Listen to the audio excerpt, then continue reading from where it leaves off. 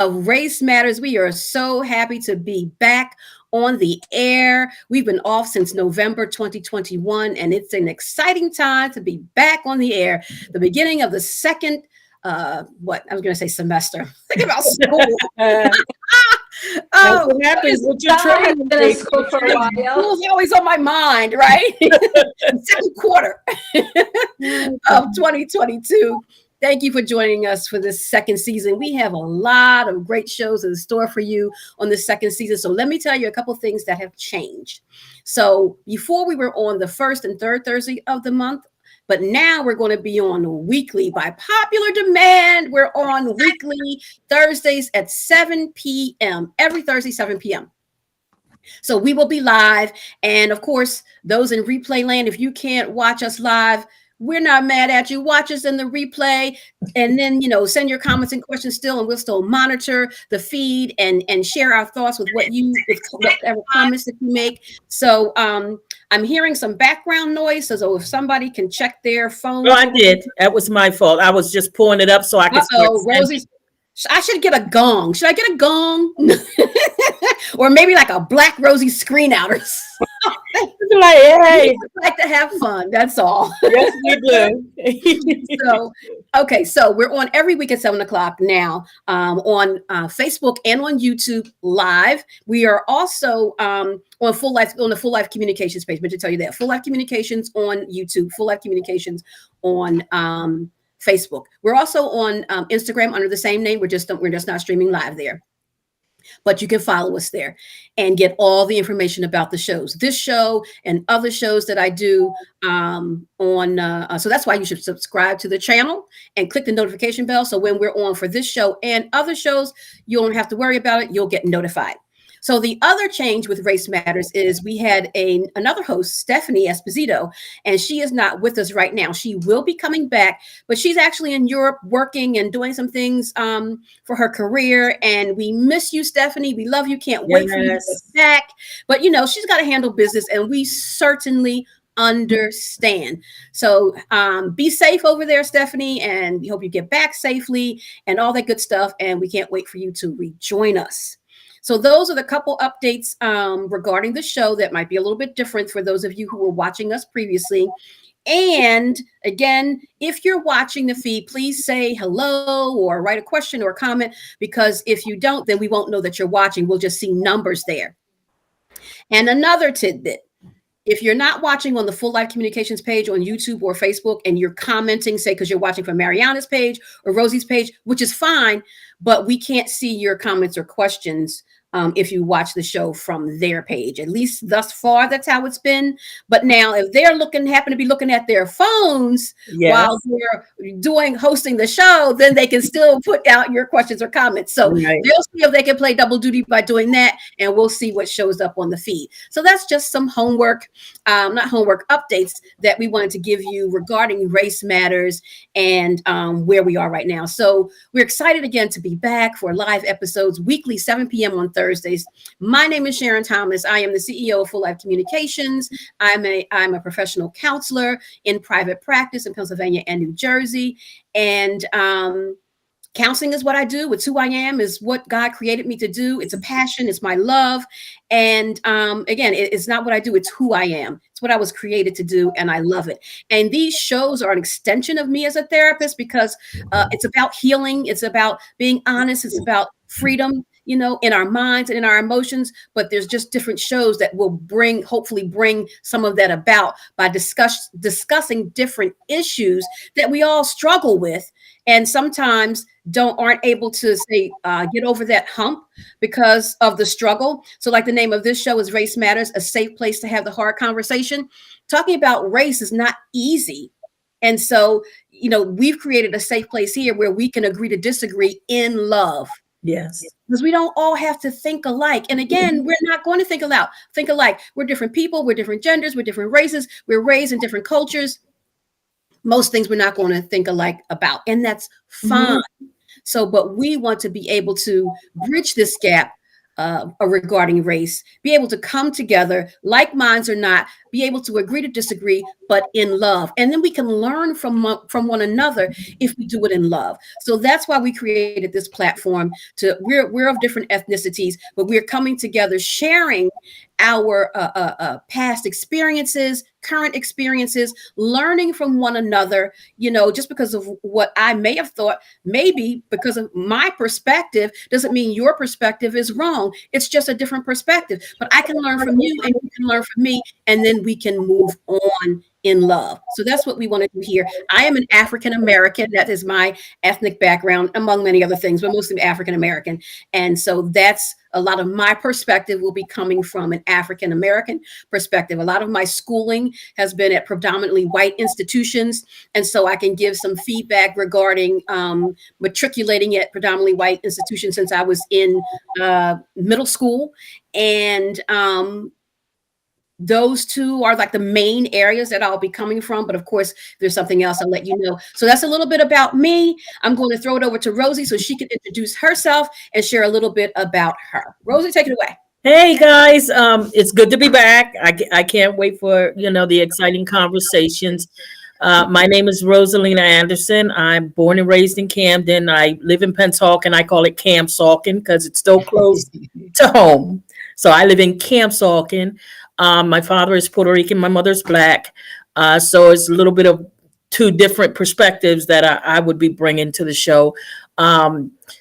Unlike Sharon and Mariana and our other host who comes on, Stephanie, I don't have like any kind of degrees behind my name. So when I talk about subjects, a lot of times I talk about how the view is in our communities, and it doesn't come with anything, with any kind of studies in any kind of degrees or anything. So, I may say something that might not click with what somebody else thinks. That's why we're here, as Sharon said, to have the hard conversations, because what happened in my community and where I grew up is going to be different from yours. And it's not that I'm wrong. It's just we see things differently, but we won't understand each other until we have those hard conversations. So grew up in Camden, graduated from Woodrow Wilson High School, worked for a utility company for 26 years, retired from there, and just am happy that Sharon would allow me to join her host, hosting this show. So over to you, Miss Mariana. Thank you, Rosie. And let me just say this before I start. I think sometimes life is the best schooling that there can be, right? So your perspective, Rosie, and what you share comes from a lot of years of experience, and it's very valuable. And I always enjoy hearing what you have to say. Thank you. But yes, my name is Mariana Scotaro. I am from Moldova, and I was sharing with the ladies recently that I think now is the time when I don't always have to say where Moldova is from, right? Because unfortunately, sad events have happened. But through everything that was going on with Ukraine, I think more people saw this little country, Moldova, on the map next to Ukraine quite a bit, right? Which, shows that whatever has happened with that has been very close to home for me. I came here as a teenager, didn't know any English, so I had to integrate, and I found that school was helpful in that way because it's a hard experience to be an immigrant, right? But it would have been a lot harder to be an immigrant and not be able to receive schooling and wanted to be able to survive, right, in this country. So that was one thing that I was always enjoying, and it was the thing that was natural at was school. So that's, I guess, the reason I had gone on and might have some degrees, Rosie, but that doesn't mean that my experience is any more valid, right? It's not.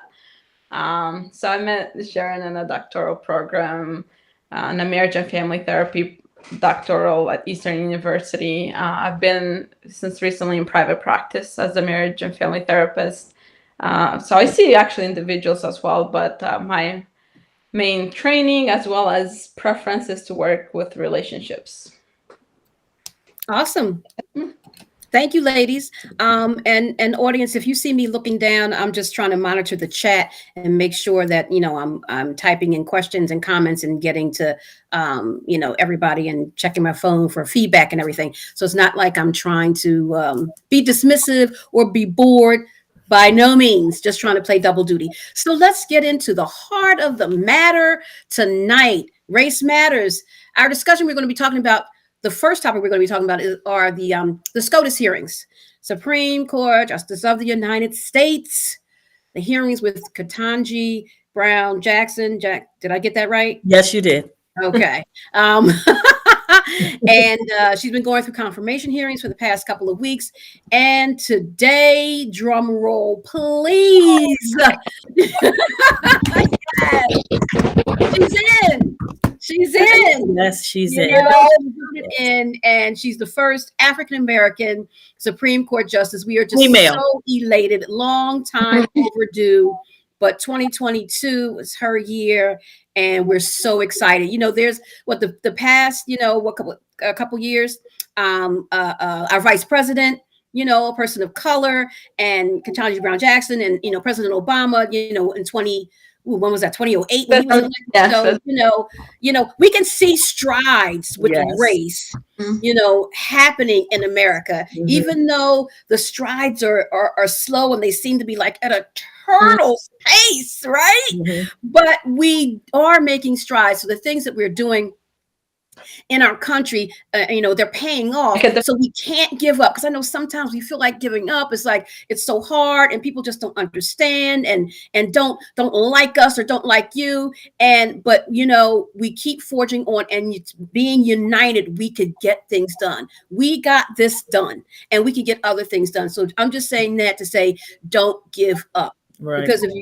we give up, then nothing will happen. But you can't get change without some pain, right? And so we have to go through some things in order to get somewhere. So I'm excited, ladies.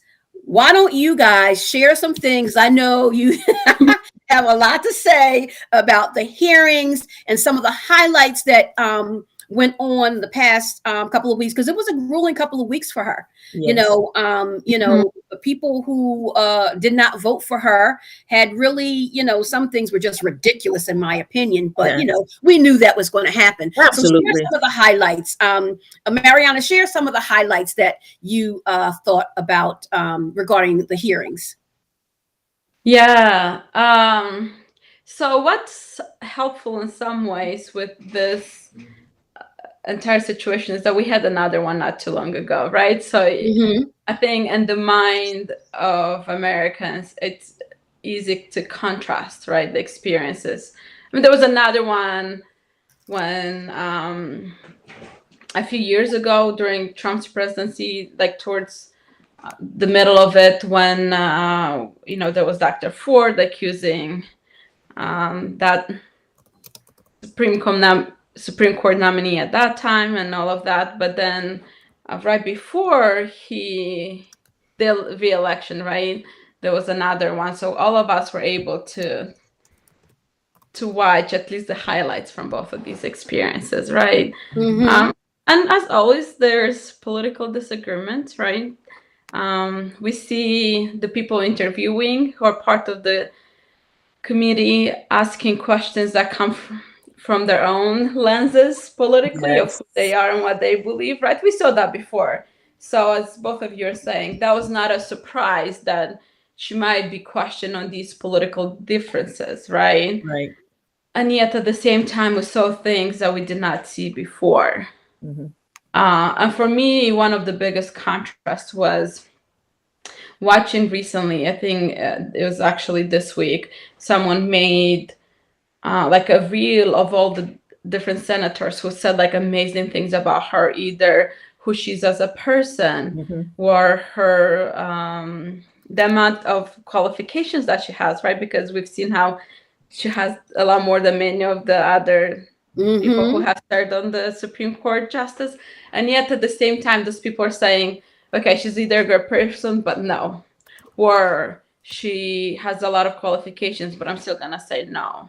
And there was no good reason why they were saying no. Right. Rosie, what are your thoughts? Well, we know the good reason why they're saying no. So it's not Yeah. no good reason. It's Right. there. This is called Race Matters. It's where the hard conversations come in. We know that it's because of her ethnicity.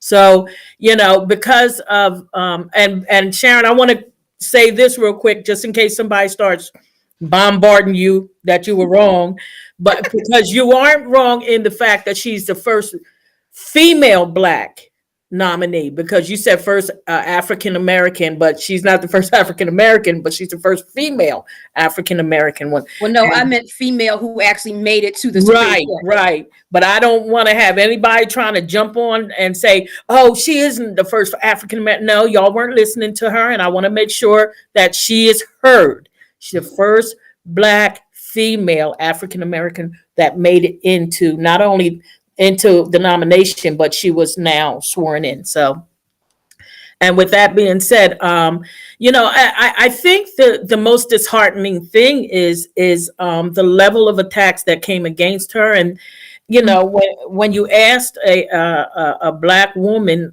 or a judge, when you're nominating them to be on Supreme Court, I have never in my life heard them ask any man that was nominated, what does it mean to be a man? Describe a man to me. How dare you? You haven't asked the females or the males that have ever been nominated. So what is your motive? Why do you have to go there? Because you're trying to, the frightful thing, Sharon and Mariana and listeners, is this is going on the next ballot. This race culture, this is going on the next ballot. This critical race theory, this is what they were doing the attacks for, because it's not just about her, but it's about what their next game plan is. That's how I see it, because there was no reason for you to ask her and especially a female, what does it mean to be a female? I would have said, get up, go in the bathroom and look in the mirror. And you'll know, because you're a female, you're gonna ask me that? Get up, go in the bathroom and look at yourself and tell me what it means to be a female. Now, of course, we have some other things that's dealing with that, and we do know why they're asking her that, because they want her to break down about transgender people. That's what they're trying to do, trying to make her look bad by saying a female has this, that. I'm being nice, Sharon, because I'm trying not to say the proper words that I want to say. I'm hearing you, Rosie. I'm hearing you. That's certain parts that make her a female, and that's what they're trying to do. They're trying to make her discount transgender people. And then they asked, when they talking about critical race theory and should it be taught in elementary school, she's like, I'm not on the school board. Why are you asking me that? And certain things that they asked her about the way she proceeded over certain cases. And she said, and she basically said, the way that I judged those cases was based on what Congress's passed, the laws Congress passed. So I had to make sure that I was in the confines of what Congress was allowing me to do. So it's a lot of stuff. It's really compacted. So. And she was giving information. She wasn't making a decision. Right. She was tasked with, give us all the sides of the information about this particular issue. And that's what she presented. She didn't make a decision on it should be this way, It should be that way. She was tasked with giving them all the information they needed to make a proper decision. Right. So, and when she broke that down, I mean, couldn't have been any better. That was a great moment. She kept cool. She kept broke it down together. And she let them know. She let them know at one point, I make the decisions based on what you all put into law. And then I think it was Lindsey Graham. He said, because another one of the congressmen was yelling and said, we're at fault too, because we make the laws and she has to pass them when when she's judging the case. And Lindsey Graham said, oh, you're saying it's our fault? He said, yeah, it's part of our fault. So. Right. You're trying to hang things on her neck that you made a law way before she ever became a judge. Yeah. So I'm curious for you both, Rosie and Sharon, what was it like as both of you African American women hearing all of the questioning towards her? Well, Sharon, you want to go No, first? 'Cause you I can know go you first, didn't. Rosie. You Okay. can go first. It was very disheartening. I so many times had to change it because, like you said, Mariana, oh my gosh, when they opened it up, they came with these beautiful, you've done a great job, you've come far, you've done this, and they gave her all of these accolades, and what they were sharks that were smiling, and as soon as they got a chance, they started attacking. And the way they were questioning her, and then as soon as she would try to make an intelligible response, they would cut her off. And oh no, what are you saying? And the level of how they attacked her, basically we know what they were doing, trying to break her down. They couldn't break her, but they were very skilled at their unskilled way of attacking her. You know, they were, and all it did for me is show their true colors. It made me see, you know, and it's hard to say.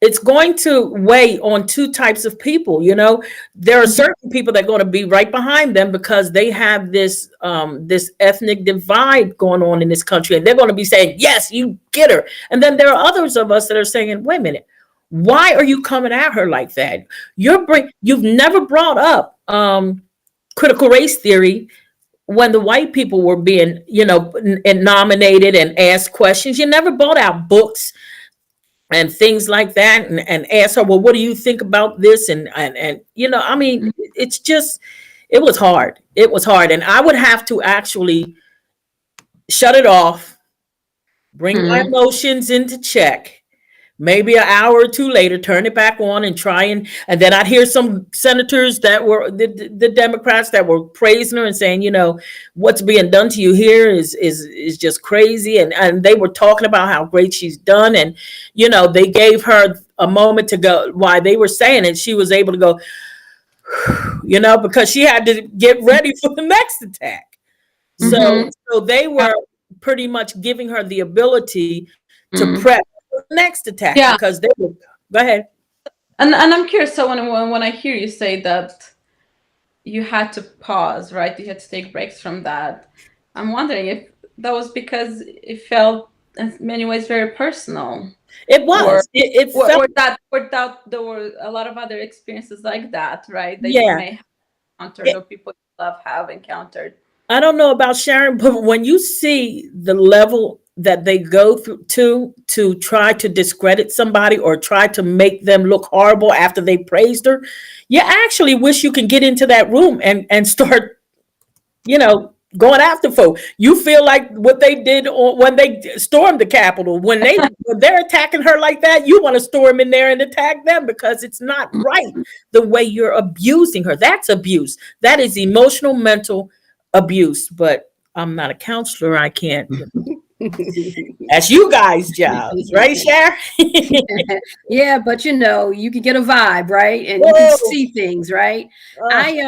You know, this is how I dealt with the hearings, which is how I dealt with many things over the past year or so. I didn't watch the hearings because of this very thing. And this is my way of taking care of my mental and emotional well-being. You know, I already knew what it was going to be because this, and I'm sure you ladies can comment, this was no different than how we probably thought it was going to be with, you know, how the Republicans were going to respond. Yes. You know, in my personal opinion, I'm not saying I'm right. Had, you know, Ketanji been a white female, right, or a white male, had she been white, those questions wouldn't even have come up of what's a woman. How do you define woman? It wouldn't even have come up. Critical race theory wouldn't even come up. You know, and so it's more of the same for me. And it was proven, of course. So again, I watched some highlights on the news or on social media just so I could keep abreast, but I didn't, like I would have normally done in the past, been glued to every second of it. I didn't want to do that. I'm taking care of me more now when it comes to the news and all of this, you know, stuff that's very, you know, race laden. keeping my foot in the water, but not diving all in like I used to, just for my own sanity, because it just becomes overwhelming. So that's how I handled it, Mariana. And it feels, as I've shared before, it's like vicarious trauma. I'm not her, I'm not Ketanji, but I'm a Black woman, and I experience similar things in the workplace every day, this and that, and so it's like, how much can a person take? So I feel her pain because I've gone through it.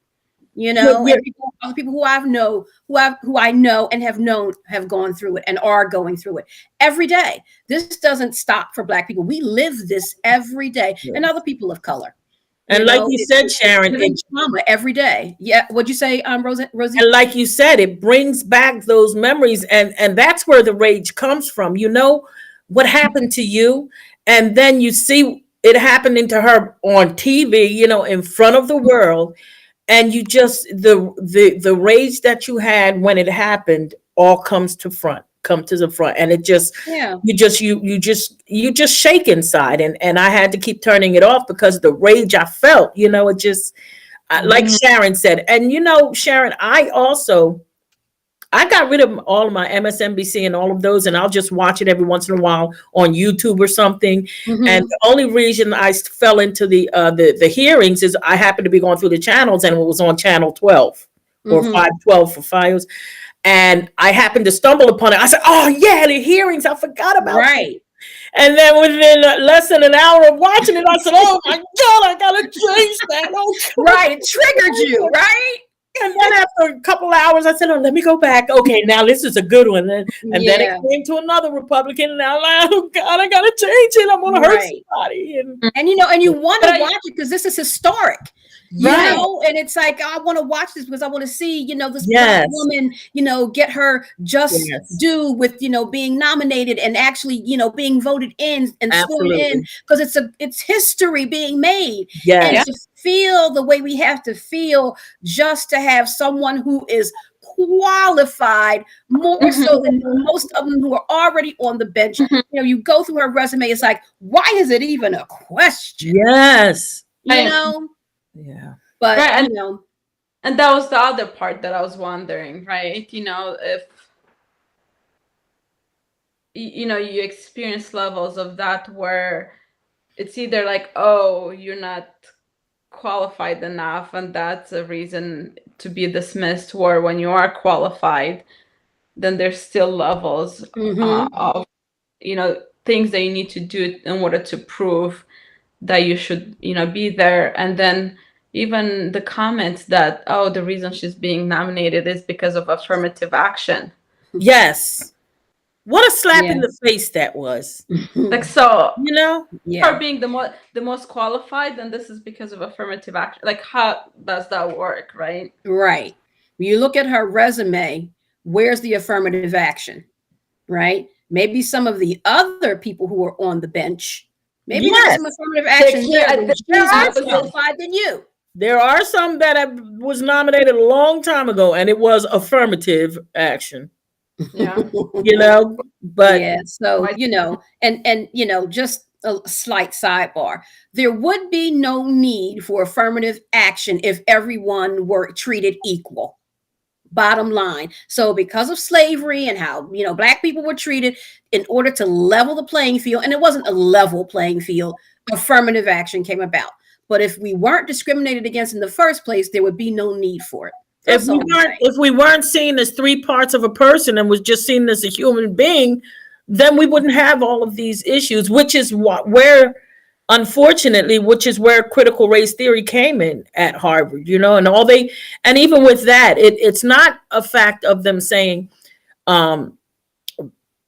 white people need to be ashamed of themselves because they treating us all. It's not. All they're saying is look through the history, and we can see where race played a critical part of laws that were made to keep a certain ethnic group from attaining what we have the right to attain and what belongs to us, just like Black Wall Street. That was a place where Black people were prospering, and because it offended and made other of the white race say they're doing better than us and they shouldn't be, so we're going to burn it down. That's what critical race theory is dealing with. Is saying, listen, we're all in this together. But until you can face the fact that we have not been allowed to be a part of this for so long, then the healing can't start to happen. We have to heal, but we have to heal by at least admitting it. And that's why I feel sad when so many people, I'm going to say sad. I'm going to say I feel sad when I see people get on there and say, critical race theory teaches hate against white people. Okay, so you've never read up on it. You've never read up on it, huh? So right. Does the Ku Klux Klan teach hate against Black people? Oh, well, no, that's just their ideology. So where do you come off? You like the indigenous people say, you're speaking with a forked tongue. Saying one thing out of one side and the other thing out of the other side. Right. And it's emotional. Because if anybody looked to see what critical race theory was about, they would never come up with that understanding. Ever. First, there was critical theory, where you just think critically about any issue. Anything. Right. And then, so now you add race. So we're going to take race and just think critically about it in the different aspects of life, in our economy, in our education, in our legal system. How does race play a part? And there's been studies that have been shown where people have learned, white, Black, Hispanic, everybody, about critical race theory. And they say that it was an engaging conversation, that they learned something, and that they were glad that they learned about it, because now they have more insight, which then now, with this awareness, now they're more educated and know how to say move forward in certain ways with let's do this or let's not do this, let's not make laws like this, because now we're thinking more critically about race and how it impacts people. That's all. But see, people fear what they don't know, because what the bottom line is. If we look at this, and like one of the things said, we don't want our children to be uncomfortable. First of all, there's a lot of young people, a lot of young white people who are young people in school saying they want to learn about it. Exactly. Right? It's the parents. Exactly. Like, no, because it's going to blame white people for racism. That is not what it's about at all. It's just being educated so we know what the facts are, and then we can move, hopefully in a better direction moving forward. But if you're going to keep blinders on, right, and keep your ears closed, so basically you want to remain ignorant because you want to remain in your privilege. Because you think that if I learn this and maybe things change, then I won't have privilege anymore. Nobody's trying to take away your privilege, but maybe we can all have some privilege. Yeah, right? And not just a select few. I just want to be different. I want to be held higher. I want to say that I'm better than, right? And so if we keep doing the things that we've been doing, then I can stay on my pedestal where I don't belong. But because I've been on this perch for so long, I don't want to be taken off. Right. And then, God forbid, with the browning of America and all this race stuff and people being woke and all this, God forbid, when the brown people are, in the majority, they're going to treat us like we treated them. Nobody's trying to do that. That's just your guilty conscience thinking. Oh, Sharon, that's what I was equality. That's what I was going to say. The problem is your guilt is playing such a big role in educating of the other things, because you have had no problem with the way education was being taught all of this time. But as soon as we start saying these other ethnicities had a bigger part than you all have said, and we have to rewrite history to include everything, and now all of a sudden you feel the cancel culture happening to you. You feel you're being canceled because everybody else says, no, we were here too. So it's not only about you, and we have to rewrite some things, because some of the things that are written in there isn't telling the truth, the whole truth, Right, and the rewriting is actually the truth, because the truth wasn't told before. So that's revisionist history. No, we want to make it correct. Mm-hmm. Right. That's what we want to do. I mean, let's face it, and this is going to be offensive, but let's face it. When you all drew the picture of Jesus Christ, and I know we ain't on him, but I'm just saying, when you all made that portrait of Jesus Christ, you obviously never read the Bible about what he looked like, because what you drew the picture of, and you made all Black Americans think that this is what Jesus looks like. And then when we started saying, no, he's a man of color, then you get mad. And again, you feel your ethnicity being canceled out because the truth is coming out, but you can't get mad. But all you got to do is read up on it like we did. And just, why are you so uncomfortable? We're the ones that have been uncomfortable since you brought us here. So because we want to say, let us relax and let us join the race, let us do this together, but now we're taken away from you. Mariana, what were you going to say?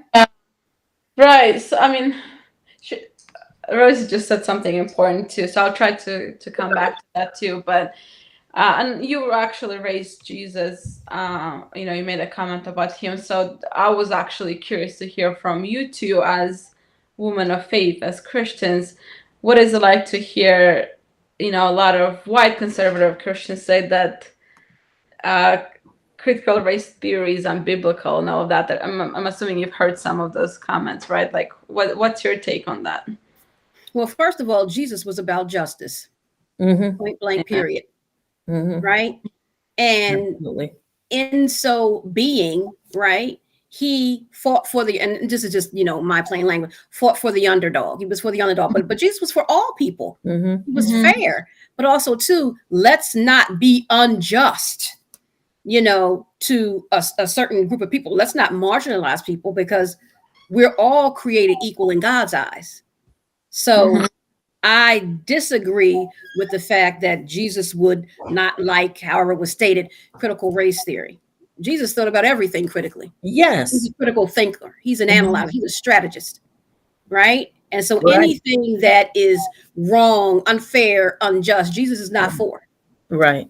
So I disagree that Jesus would not like, or however it was stated, critical race theory.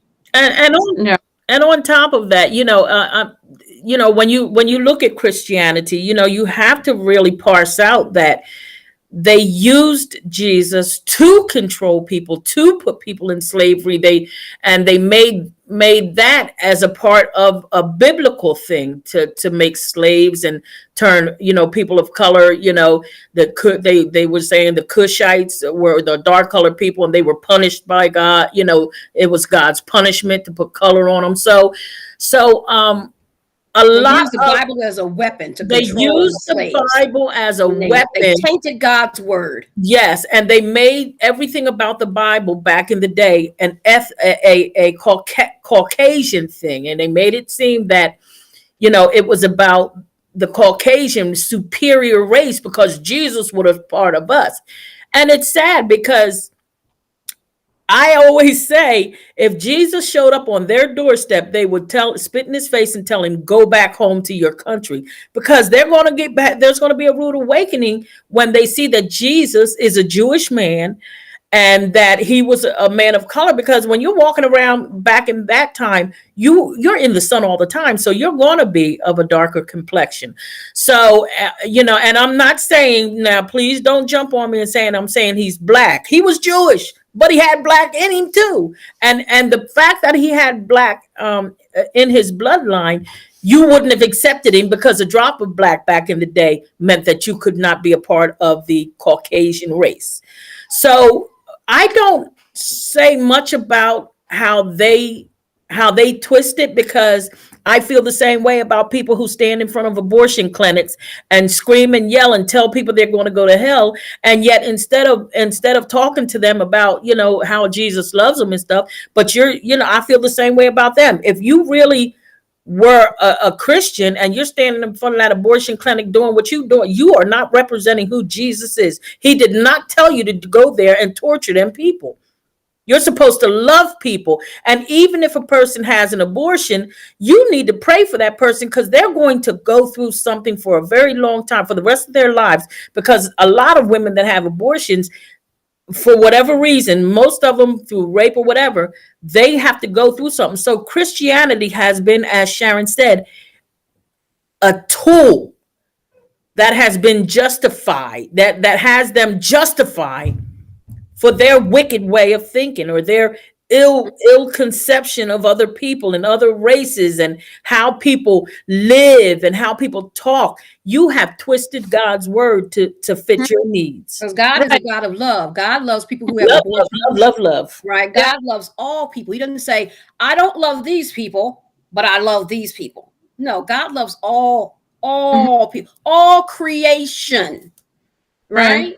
So Yeah. man has said and made levels and degrees on things that God has not even put. Yeah. So, Absolutely. but Does that we're answer going any of your to- question, Mariana? Does Yes, that help yes. a little bit? So we're going to jump to our next subject because we're almost out of time. Our next subject being the Russia-Ukraine war and Eastern Europe, and how race plays a part in that. And I'm going to let Mariana go first because she's from Moldova. She has a little more insight, not a little more, she has a lot more insight into the Eastern European area of the world, and how the race issues impact citizens in that area. So, Mariana, have share some of your knowledge regarding the Eastern Europe, and then also to the Russia Ukraine war, and how race playing a part. Right. When it comes to people trying to leave the border, yes. Okay. So actually, when you're all talking about the Bible being weaponized, right? Right. Has been used as a tool for additional political gain or some other level of power grabbing, right? I would like, the one thing that came to my mind and that moment too was like, even now in Russia, right? Putin is supposedly a very religious person, right? He has gone to the Orthodox priest, who is like, I guess, the highest rank in Russia, and sought his blessing before declaring this war. So that just speaks on a large scale, right? How much harm there can be done when religion is being used not to love people, but to oppress. Yes. And that's just something that has happened. And of course, like, there were times during communism when Russia's take was, or at least the powerful leader, there is no God, right? So there has been a lot of the experiences of people in that part of the world with interacting with Russians. But at this point, Vladimir Putin, he is a Christian, an Orthodox Christian. So I think that that should make all of us who, claim to be Christians to sit with that, right? Right. And others might say, oh, I'm not that, I'm Protestant, I'm Baptist, I'm this.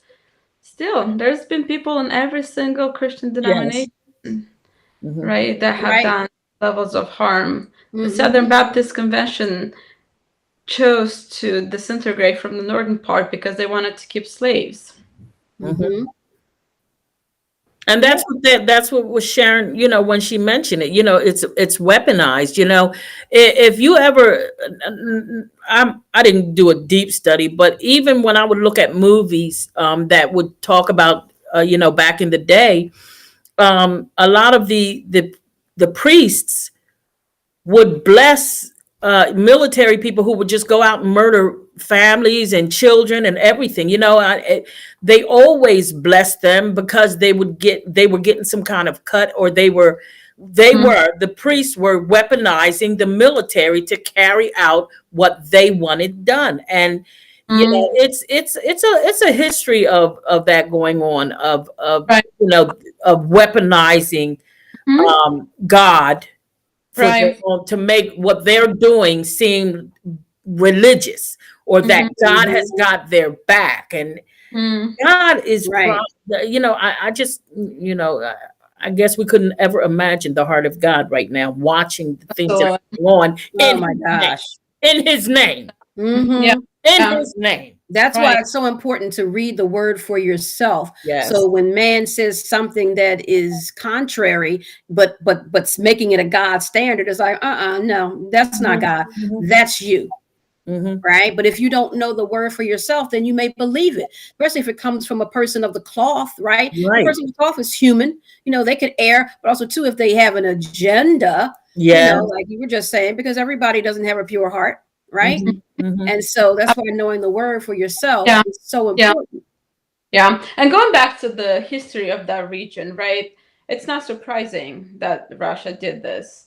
Moldova has been removed from Ukraine for many decades and back and forth because of continuous Russian influence in that area, where Russian trying to meddle and gain areas back to them, and then Right. like Right. some of these Right. areas Tug of war. they go right. So and it's always been the case. The first time Moldova had a president that's not pro-Russia has been in the very last few years. And even when I came to the United States, the majority of the political frame of Moldova, right, was communist still to that point, 17 years ago. So that just speaks to what happens there. And of course, it's not necessarily because that's what the people want, because the majority of Moldovians and Ukrainians want independence from Russia. But it's what the power in Russia does. Right. That needs to come here. Now, and at the same time, if we were to bring up race and other things like that have happened, right? So Vladimir Putin claims that he's trying to clean Ukraine from Nazis. And it is a reality that the Jewish, as they have in many other parts of the world, they have experienced a lot of racism in Eastern Europe, including Ukraine. And for Vladimir Putin, he was born in Leningrad, and Leningrad was destroyed before he was born, right, by Nazis. Completely, millions of people either died during the war or because of famine afterwards. So he really hates Nazis. Unfortunately, he's becoming them too by the approach to which he's taking it. So it's kind of hard to know at times, right? Yeah. Because on one hand, he definitely presents differently than he used to. So I would, as a like therapist, part of me wouldn't be surprised if actually there's a lot of paranoia coming from him and he truly believes some of this stuff. Whereas it's more for like a power grab, or both, right? Maybe there's of both in there. And the reality, though, most Ukrainians are not Nazis. There are levels of discrimination towards others, absolutely. And that's the other thing that we talked about, right, with the ladies when we met, the experiences of people of color trying to cross the border. And a lot of them were describing that they were facing racism, especially the students who were from countries where, they had a darker skin complexion. So, yeah, there's a lot going on with that. They had some videos on social media, I think, that we probably all saw of, I guess the white and black Ukrainians trying to escape and getting on trains and whatever, and they pushing the black people back and letting the white people go in front of them. And so I saw a few of those, videos on social media. And then that was, the impetus of talking about the race issue that's going on there during this time. And what you said, Mariana, it's an eye opener when you said, he's actually becoming the very person that he despises, and his hating them and despising them is creating them all over again, but within him. And it's so sad, because hate is not going to fix this problem, and it was so sad when you see videos in Russia of Russians saying, why are you doing this? We don't agree with this war. Stop this war. This is a travesty. Cut it, and I'm saying it in my way. But basically, they were protesting and getting arrested by the thousands, getting arrested because they were trying to, they were voicing their opinion about this war and how this war was a shame. They were so ashamed and outraged and upset that he's attacking people because of their ethnicity. It has how he sees it, of them, being different than him. And I'm trying to stamp this race out. Oh, it's sad. If that's the truth. If that's the truth. But, other than just, I'm in power, I want the land. That's what it like sounds Mariana like. said, or like a power struggle. A combination of the two. Right. Yeah. So, But go ahead, Mariana. Right. And I wonder about that, because by this point, right, he has to know that he's actually losing quite a bit of that power. Right? I love Vladimir Zelensky. He is not. He is holding his grounds, and Vladimir Putin said it. Yeah, Vladimir Putin said, as soon as we start this war, he's going to put his tail between his legs and run. He's deep in it. He's fighting with his country, fighting with his people and saying, we're not backing down. Mm-hmm. Mariana, were you going to say something? Yeah, there's a lot of thoughts, right? So I think to a lot of the things that one of us says, then there's a thought to that too. Yeah. So on the context of race, right? I mean, I want to go back to you two again and hear from you. Like, what was it like to see that? And were you surprised, or I don't know if surprised is the word. Like, what was your reaction? Are you talking about when we saw the Africans trying to leave Ukraine? Well, you know what? I just said, okay, now the whole world is seeing that it's in the whole world, that, you will have African students that are close to where the attacks are happening. And they are now, going live because they are trying to get out and go home. And they're being told, no, you're not allowed to leave. Go back. And these people are going first. And it's heart-wrenching. It's not surprising. It's sad to say this, unfortunately, but it's what we expect because we've watched it so much. And when we see it again, we don't go, oh, well, I mean, here we go again.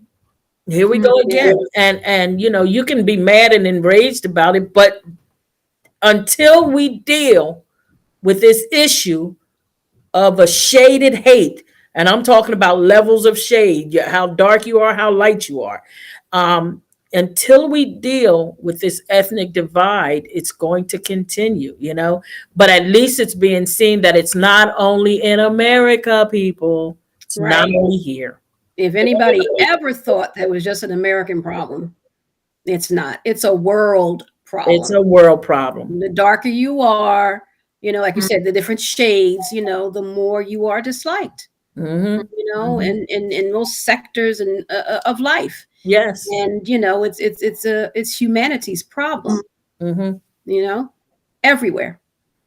So, well, ladies, that ends our show for tonight. Right.